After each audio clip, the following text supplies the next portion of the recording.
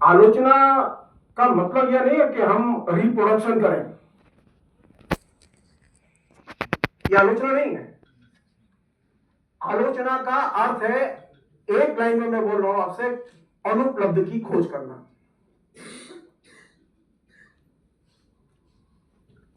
अब मैं बुनियादी मसले पर आता हूं जहां पर कि झगड़ा है और जिसको हम हाथ नहीं लगाना चाहते हैं। और संयोग की बात है, मुक्तिबोध भी किनारा कस गए हैं।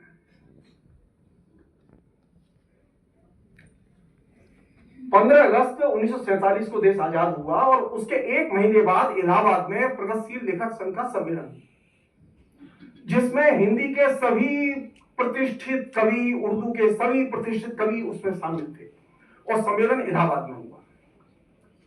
उस सम्मेलन में 22 प्रस्ताव पास किए गए, वो अब रिकॉर्ड में है।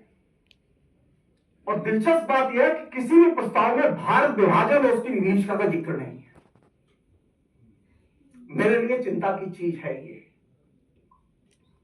मेरे लिए चिंता की चीज है ये कि ये 22 प्रस्ताव पास होने के बावजूद प्रगतिशील लेखक संघ जो अब डॉक्यूमेंटेड है, सुधीर प्रधान की किताब में वो प्रस्ताव अवेलेबल है और दूसरे लोगों ने भी प्रकाशित किए हैं।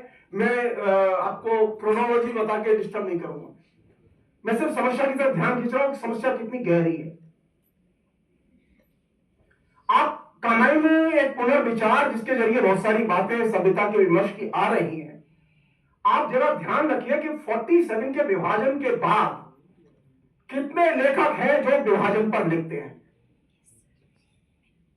उस समय एक पत्रिका थी, मैं नाम याद नहीं कर पा रहा हूं, काफी देर सोच रहा था, मेरे दिमाग से वो नाम नहीं याद आ रहा है। भारत सरकार की एक पत्रिका थी, उस पत्रिका के संपादक ने भारत विभाजन देश के आजाद होते ही सभी लेखकों को चिट्ठी लिखी कि आप ये जो 15 अगस्त है, भारत आजाद हुआ, इस पर कविता लिख के दीजिए। आप जान लीजिए, सभी प्रगतिशील कवियों ने कोई कविता लिख के नहीं दी। सब लोग जानते हैं,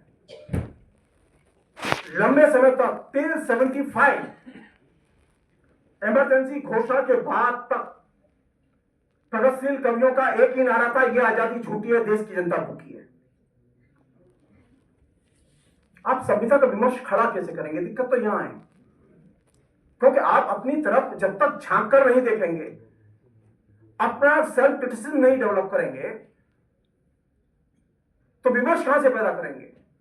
एक अन्य संकट में, अब इस डिबेट को छोड़ रहा हूं, मैं आपके सोचने के लिए छोड़ रहा हूं कि आखिर ये भारत विभाजन का प्रश्न आलोचना से और रचना से कैसे गायब होगा, जबकि अनेक लोगों ने कहानियां लिखी हैं,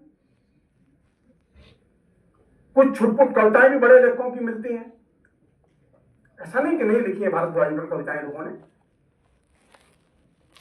लेकिन ये गद्य, ये निबंध साहित्य कहां गया? ये आलोचना कहां गई? आलोचना में 47 से लेकर आज की डेट तक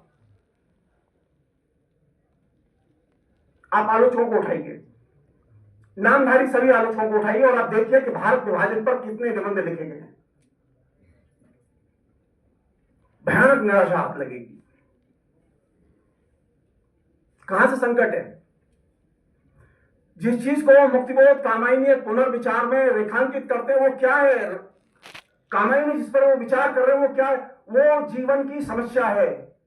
अब मुश्किल यह है, हम जीवन को देखना ही नहीं चाहते, समस्याएं हैं हमारे पास में।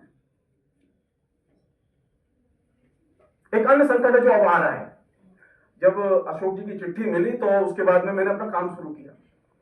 मैं आपको दिलचस्प बात बता रहा हूं कि पिछले 24 वर्ष में, यानी 2000 के बाद में जो 2021 वाला प्रसंग शुरू हुआ है, आपको जान के आश्चर्य होगा, पूरी दुनिया में एक पूरी मुहिम चली हुई है कि ये जो साहित्य है, इस साहित्य की कैटेगरी से निकाल के अब इसको सभ्यता की कैटेगरी में ले जाया जाए। और तकरीबन 700 किताबें सभ्यता स्टडीज की, अब कॉलरिज का भी सभ्यता स्टडीज के नाम पर सारा साहित्य आ रहा है, वर्ड्सवर्थ का भी आ रहा है, प्लेटो का भी आ रहा है, सारे लेखकों का। मैंने लिस्ट देखी, मेरा दिमाग चकराया कि अचानक ये साहित्य के क्षेत्र में चीजें थी, ये आलोचना के क्षेत्र में चीजें थी, आज ये सभ्यता की कैटेगरी में ये क्यों शामिल की जा रही? उसी प्रसंग में मुझे गायत्री चक्रवर्ती स्पिवाक की एक बात याद आई, जो कि उन्होंने वो कलकत्ता यूनिवर्सिटी में की प्रोडक्ट रही है और मैं व्यक्तिगत तौर पर उनसे परिचित भी रहा हूं। मेरी जब वो कलकत्ता आती रही तो मुलाकात भी हुई है। उन्होंने बहुत ही अच्छी बात कही थी, और वो जो लोग पढ़ना चाहते हैं उनकी एक पुस्तक है डेथ ऑफ डिसिप्लिन। रेने बेरक की याद में उन्होंने जो स्पीच दी थी वो उसका संकलन है। तो मैंने ये बात उनसे पूछी, तो अब ये दिक्कत आ गई कि अब साहित्य का अध्ययन नहीं हो रहा है। अब कोल्ड वार की नई जो पॉलिटिक्स है उसके तहत ये कोशिश की जा रही है कि इसे एरिया स्टडीज के तौर पर या सभ्यता के अध्ययन के क्षेत्र के तौर पर इसे स्थानांतरित कर दिया जाए। तो दूसरा बड़ा संकट यह कि साहित्य की कैटेगरी को, साहित्य को कैसे बचाया जाए। मुक्तिबोध का जोर इस बात पर, आप उस पुस्तक को पढ़िए ध्यान से, बहुत सारे उदाहरण आए हैं यहाँ, मैं उनके डिटेल्स में नहीं जाऊंगा। मॉडल क्या है उसमें, आखिरी बात है, मॉडल यह है कि मुक्तिबोध पहले साहित्य की परिभाषा देते हैं। उसमें वो ये बताते हैं कि साहित्य किसके लिए और साहित्य होता क्या है। और जब हम सभ्यता में दाखिल होंगे तो कौन सी चीजें महत्वपूर्ण,